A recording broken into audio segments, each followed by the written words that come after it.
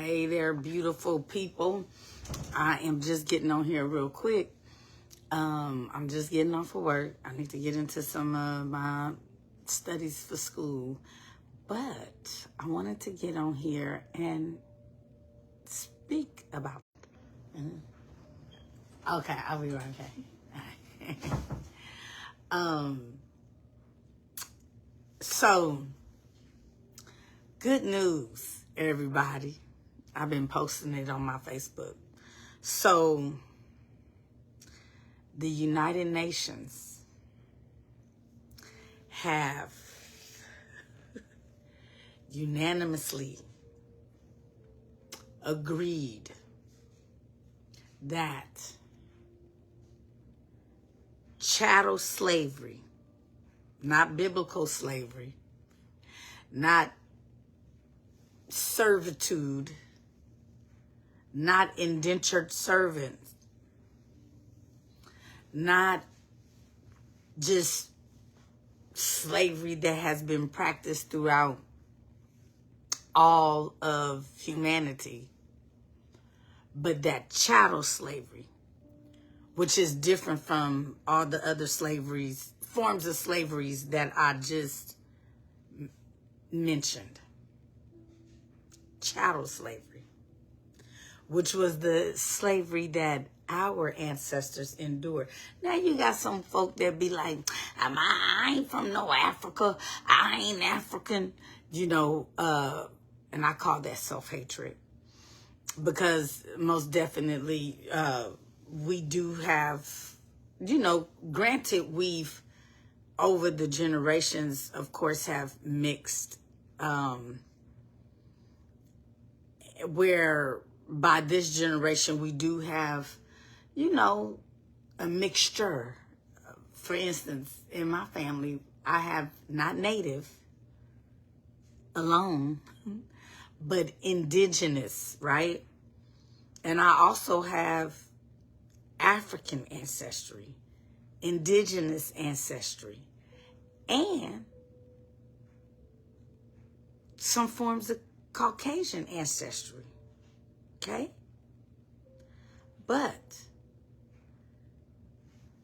either way, today, the United Nations have acknowledged that chattel slavery against African descendants throughout the diaspora, because a lot of us folk, some people only have no history in terms of the Bible. I am very weary of those kind of people. Hey, that the only reference for like history that they have is the Bible. But anyway, I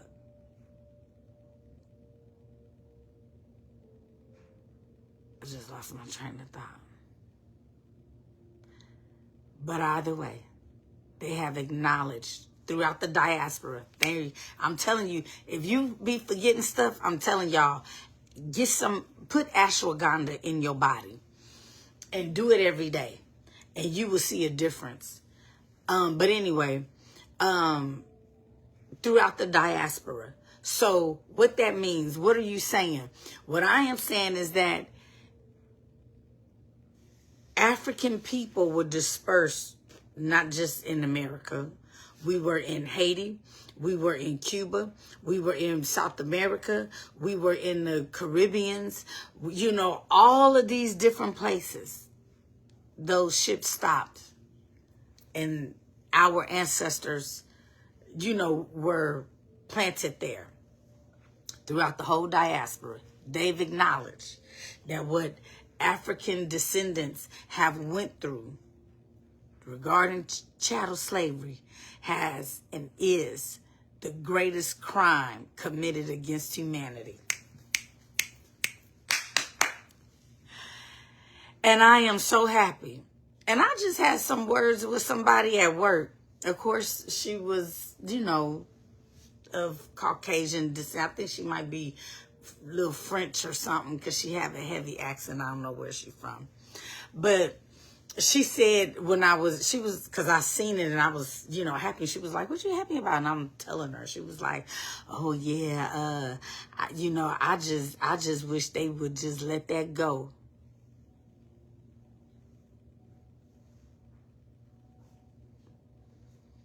Cause, I wasn't there. I said, you wish who would let what go? Let what? Because that was a long time ago. I said, oh, I will never let that go.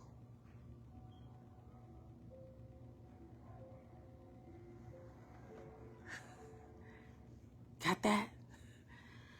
I told her, I said, I have too many ancestries that is in close lineage to me. And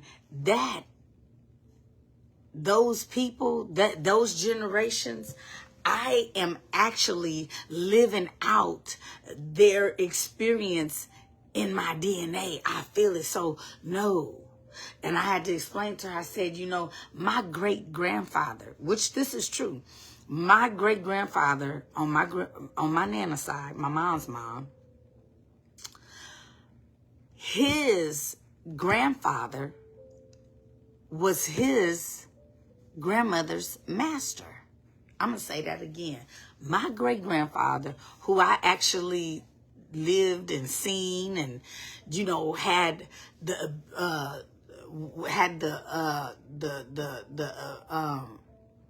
was fortunate enough to really know who he was. Otis Bates is his name. His grandmother was a slave, and her master fathered all of her children, which makes my great-grandfather very close kin to me, right? So I had to, just had that conversation, and I told her, I said, one of the things that is the problem with people from other ethnicities that refuse to acknowledge this, they want to brush it under the rug like it never happened. And what Black people is saying is that we need this to be acknowledged. I've said this before, it's just like a relationship with Christ. In your relationship with God, if you have one, you can't just do all kind of stuff and don't acknowledge nothing with him and expect to see healing, expect to see restoration, expect to see blessings, expect to see deliverance. That's not how it go. That's not what that is. We have to acknowledge things, whether we had direct dealings with it or not. And that is one of the greatest things with America. It does not want to acknowledge its past.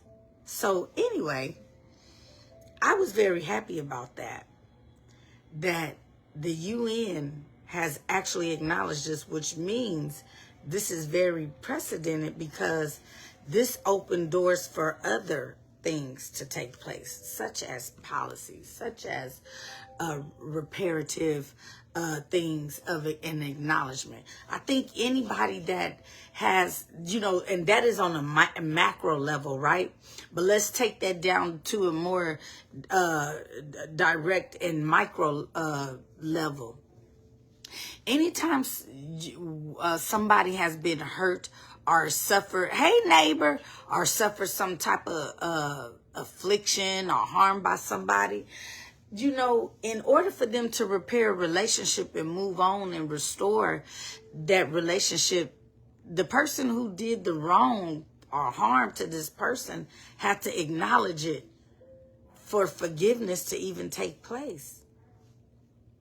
And for when forgiveness is not able to take place, what happens is that individual could get stuck, which leads into something else that I wanted to mention when it relates to trauma.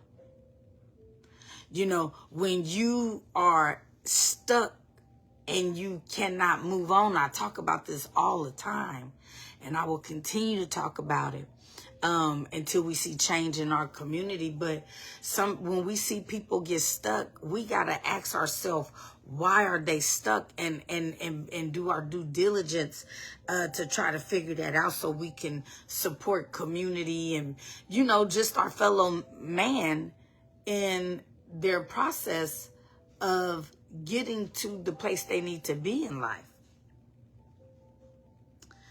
So I just wanted to say that, which is a segue to my next thing I want to say, and then I'm going to get off of here. But I know people in Beaumont been hearing about all the stuff that has been going on in Beaumont.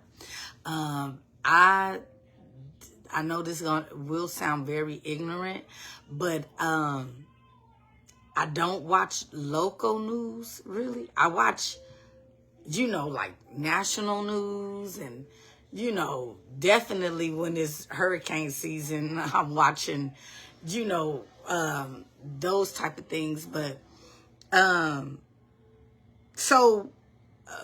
what has been going on, I get, you know, the whole Beaumont has been made aware.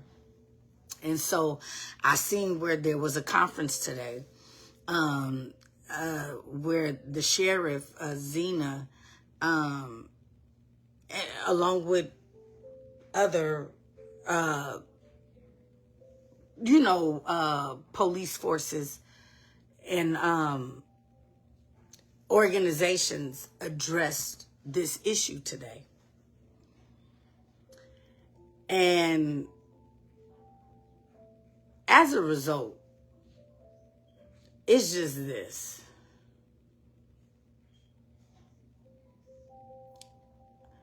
Because this is dealing with, of course, the African American community. Shootings go on and have been happening in Beaumont for quite some time. It has increased, but shootings have taken, things have been happening at parks and all kind of things. And I think in some places, some parks, we've even experienced some people being unalive. But I'm saying this to speaking to our vulnerable community, women and men with children. If you even like your children, you may not know how, you may love them. And because I talk about this, Black people, our love walk is challenged as a community, as a people, and as a race of people. And it's not no fault of our own. It just is what it is. I know, and we do, you know, in spite of what we've been through, we are resilient with our love. We are very giving with our love to everybody outside of us. But when it comes to internal and self-love, we are lacking. And we are challenged in that area. But that, what they basically saying, because the feds is out here, they working together, they are, that's a declaration that your children is about to get sent up the stream, period.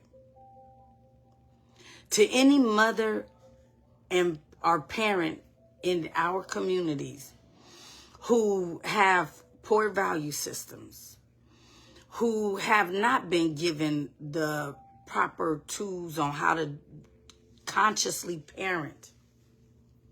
And we find ourselves being parents, but still out in the street ourselves, still hanging out in the clubs, still trying to date and find a man, and not being a homebody and focusing on what's going on with your children, making sure you monitoring them, making sure you providing adequate supervision.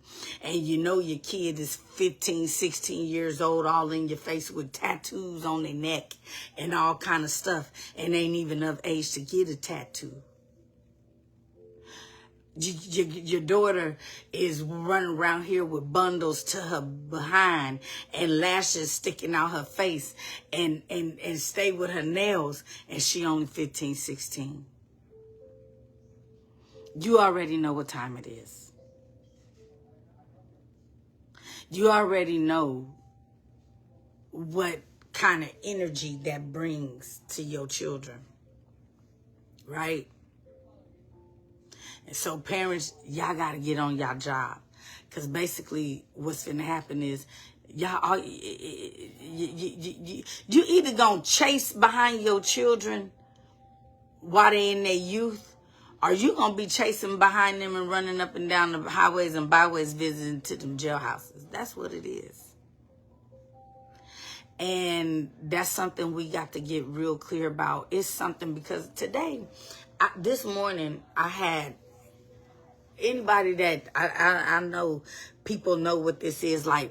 When you have your alone time with God and you go into this worship and this prayer, I mean, today I had one of those kind of, like a deliverance type of prayer where I was just crying out to God and, bearing my burdens and just like bringing them to the altar and, that sobbing and snot coming out, like that kind of cry. Because my spirit was grieved at the thought of us as a people and how broken we are. And in my worship and in my cry out to God,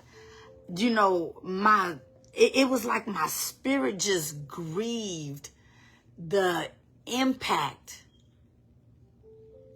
the harmful impact that all the things Black people have been through that has caused us to end up where we are today. And it made me very sorrowful, and it made me do a war cry.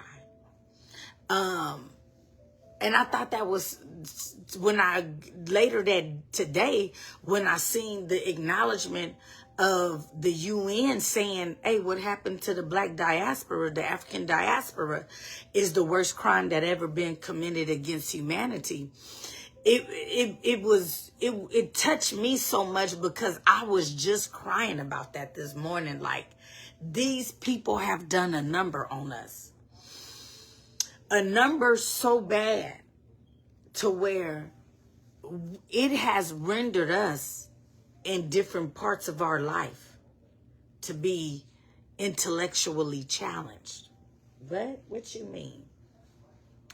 When we have children who constantly get in trouble and constantly act out behavioral problems that land them in prison or are in juvenile, and then they get in trouble at school for fighting, and then it leads to gunplay or violent crimes with guns. That's a form of intellectual disability. Our intellectual challenges, because the brain is not comprehending the effect of their behavior. And whenever we could do something that and the result end up getting us some consequences that we really don't want, and we keep on doing it, I want to say this. We have to start acknowledging what that is. That is a form of intellectual disability. For older people, the older generation used to call it mental retardation. But, the correct term now is intellectual disabilities. And we have to, I think, look at our situation with our youth in our community.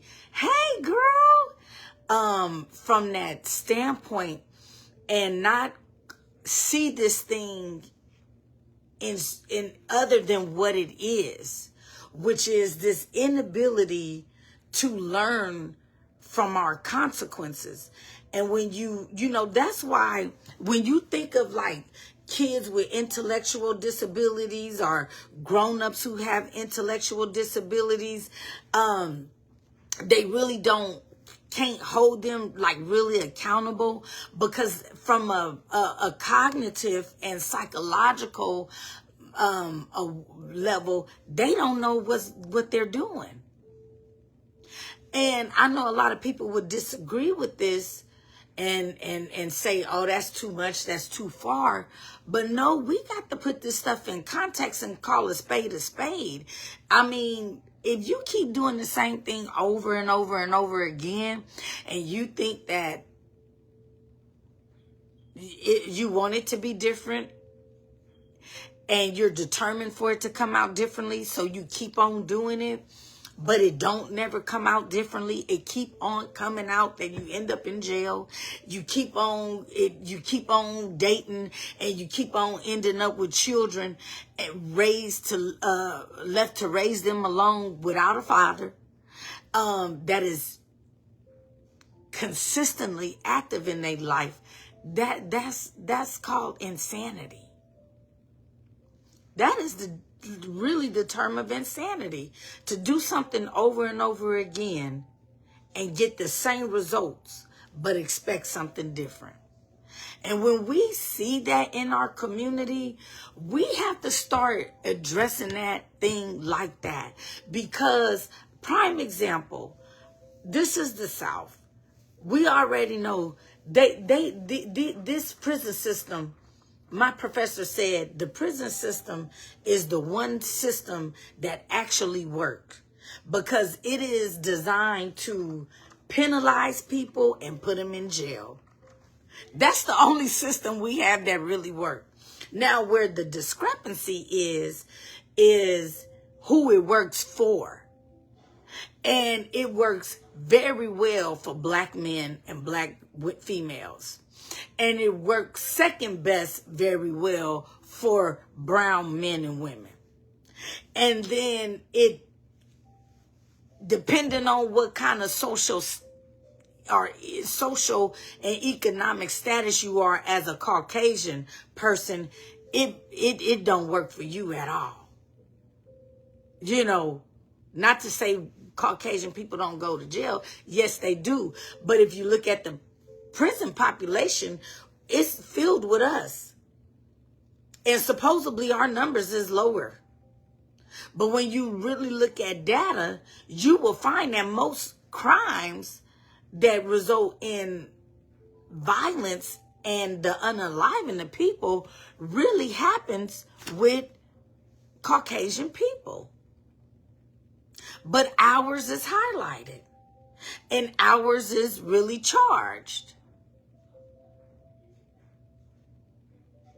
And so I think that as a community, we have to look at this thing different, because that press conference, if y'all didn't understand what they saying is we collaborating with the feds, with the DA, with the AA, TSA, and martial arts, and the marshals and everybody else to get these few individuals. And we about to, you might as well get your collect call money ready, because they gone.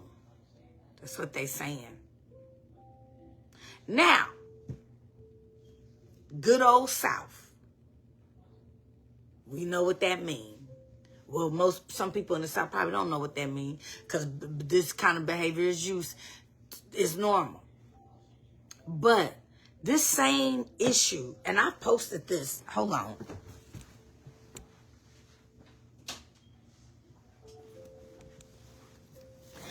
I've posted this on Facebook.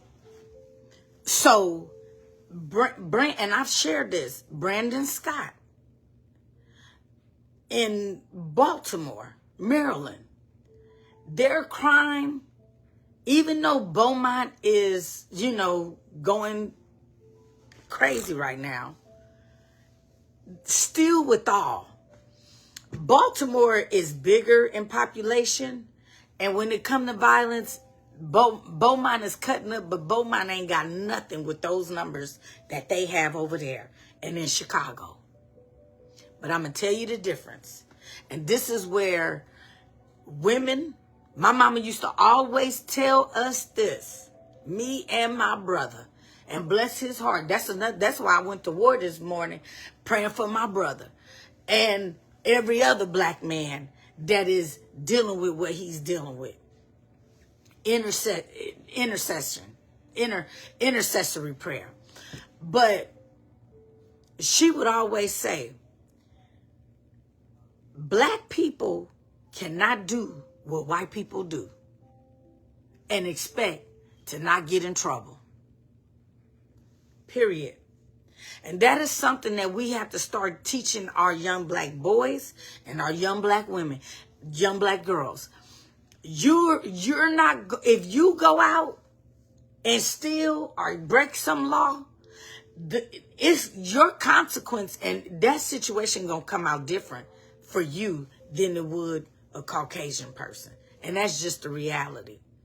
And I think we need to start teaching our youth that way.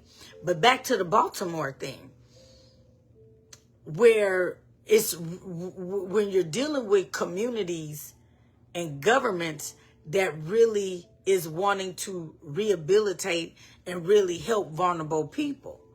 The South ain't for that. Y'all better recognize a spirit and a behavior when it's operating. It ain't dead. That same spirit that roamed around here in the 1700s that was okay with enslaving people and harming people, that spirit is still well and alive out here. It just looked different. But in Baltimore, and they said it on the thing, it's just a few individuals that is consistently causing this trouble. And they are going to go to those people and they're going to get them. And they're going to not be on the street. Well, Baltimore had the same issue. You know what Baltimore, Maryland do? The mayor there says, we identify these troublemakers and we go there and give them a choice. A choice. Because what they found is that some people just have never been given a choice. And once a person is given a choice and given new information, they tend to get better or do something different. So what they do is when it's violence like that, they go to both parties in charge, involved, and say, look, we've been made aware of y'all issue. We're giving you a choice. What do we have to do to help you to not encounter this and follow through with this? Do we need to relocate you so you don't even have to encounter your ops at all? Or do we need to get you with some type of trade so that you don't have to continue to break laws and sell drugs at all and you can make the kind of money that you need? Do we need to get you in some mental health and anger management so that you can learn how to resolve your conflict without violence? This is what they do. And they give these people the option to choose that, and normally they choose that. And they also let them know, if you do not take this help that we giving you, then we will use all of our power to prosecute you. That is real help for community. And so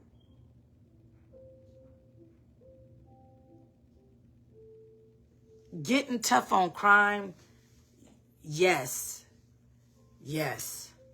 But this getting tough on crime is only for people of color. Period. This stuff at Rogers Park, I know they've had several parks in Beaumont that has stuff like that happen. it's a problem because it happened on their side of town, on this side of town, on the West End. That happened in the South End, that would have just been another shooting that just been reported, and that would have been that. Trust me. So to all of our parents that is in La La Land, you know,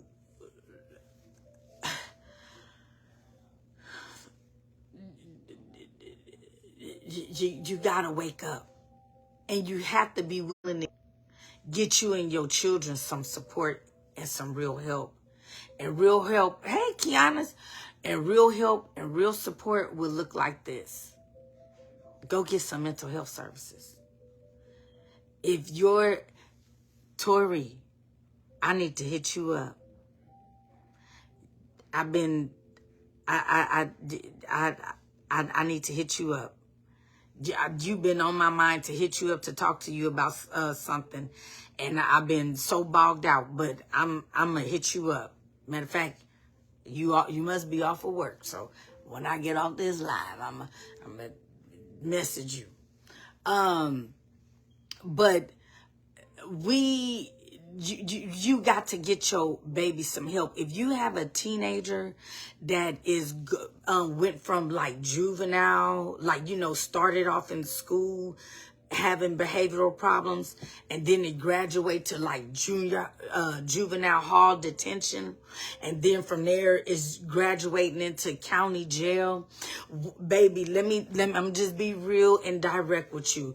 Your baby is dealing, your little child is dealing, well, a big child is dealing with and has been dealing with some intellectual disabilities.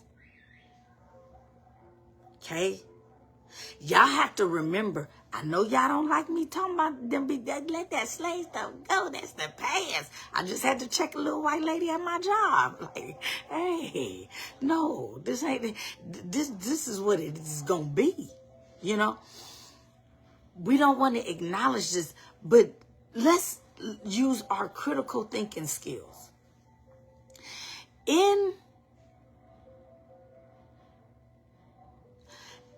This is evidence-based, and I said this last time I was on here.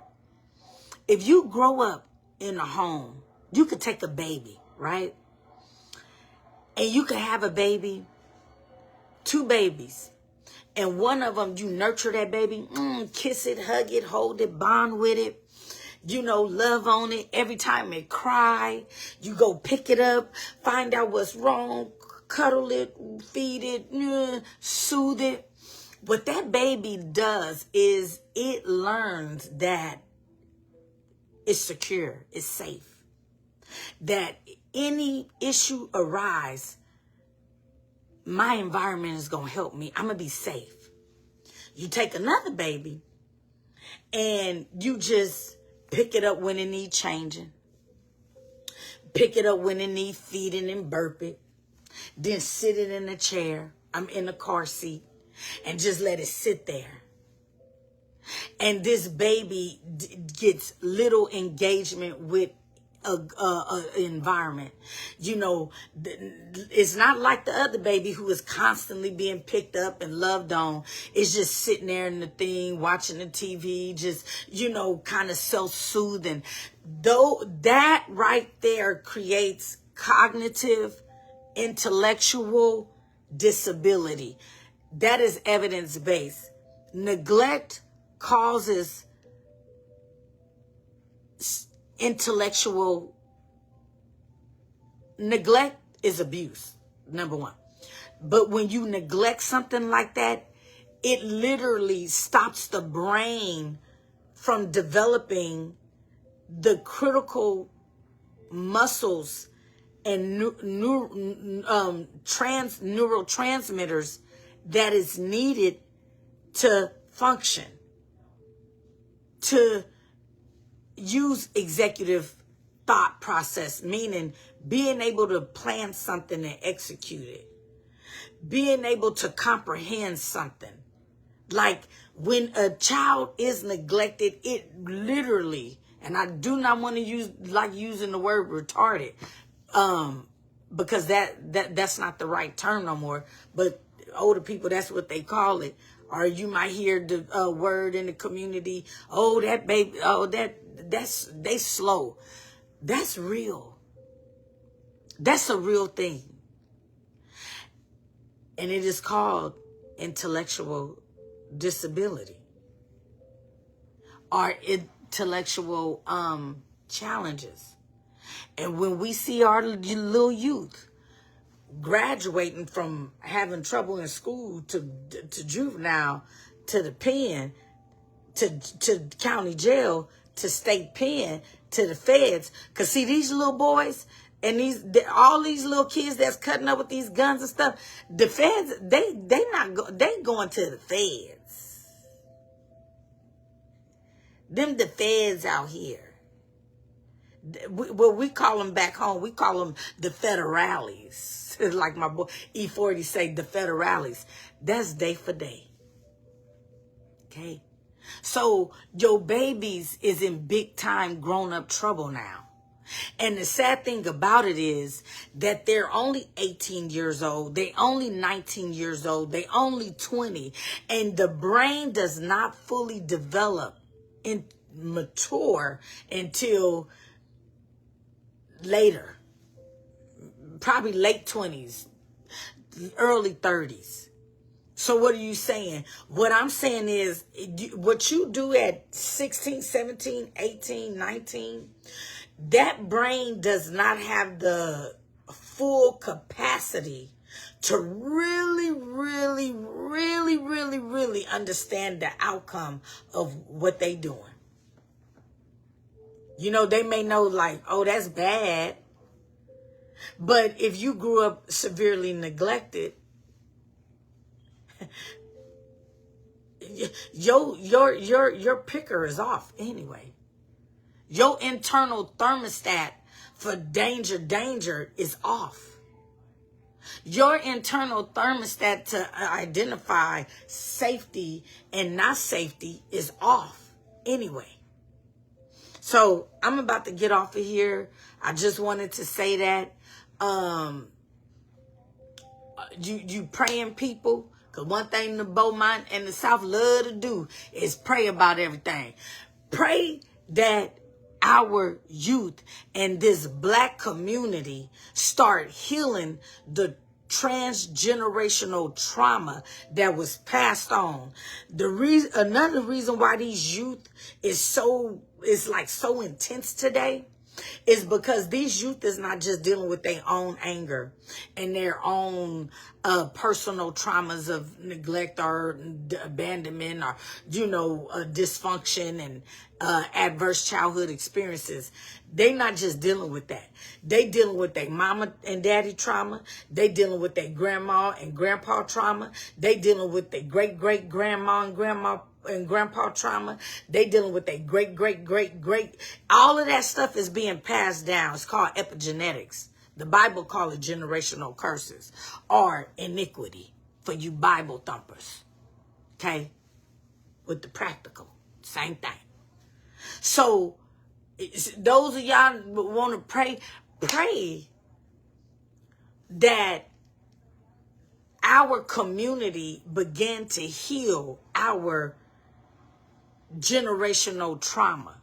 If the UN today can announce globally, and every nation that voted today at the UN, except those that wasn't there, because some countries just was not there to vote. They was absent.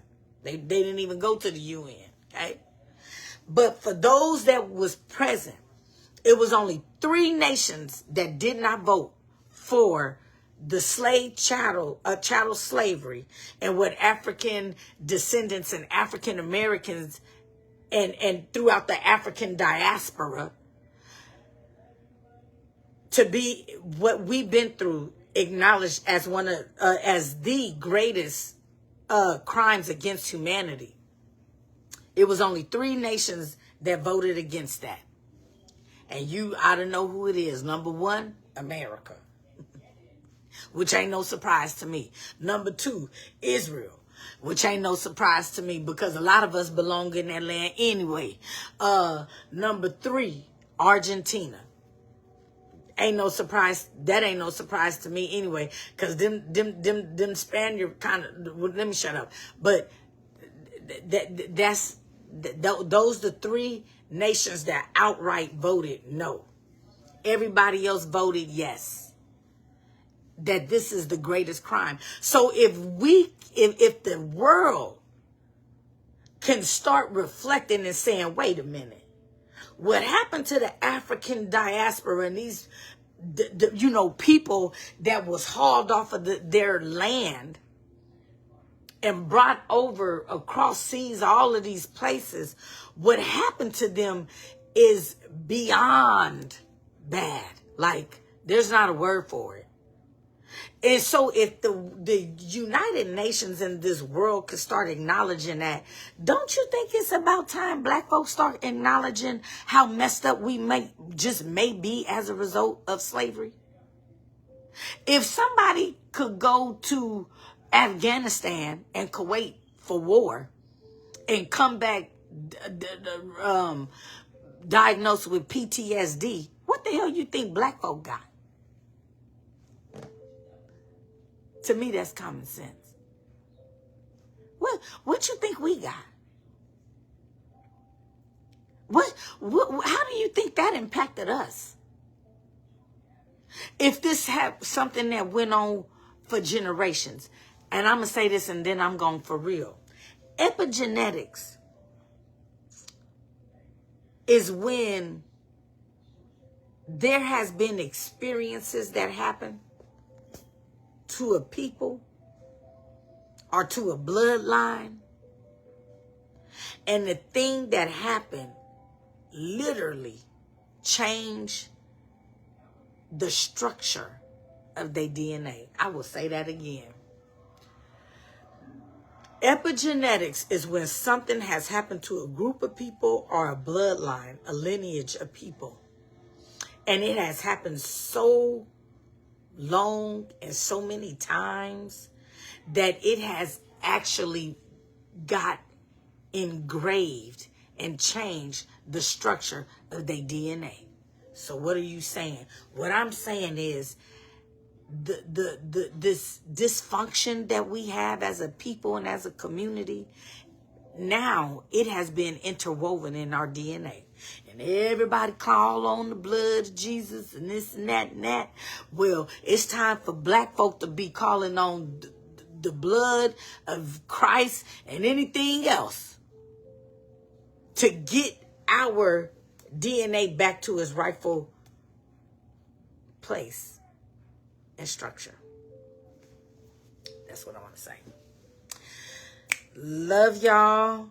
Love y'all. Love y'all. Let's realize this. Black mothers in vulnerable communities throughout every ghetto, every hood in America. Okay? Black fathers in every ghetto, in every hood throughout America.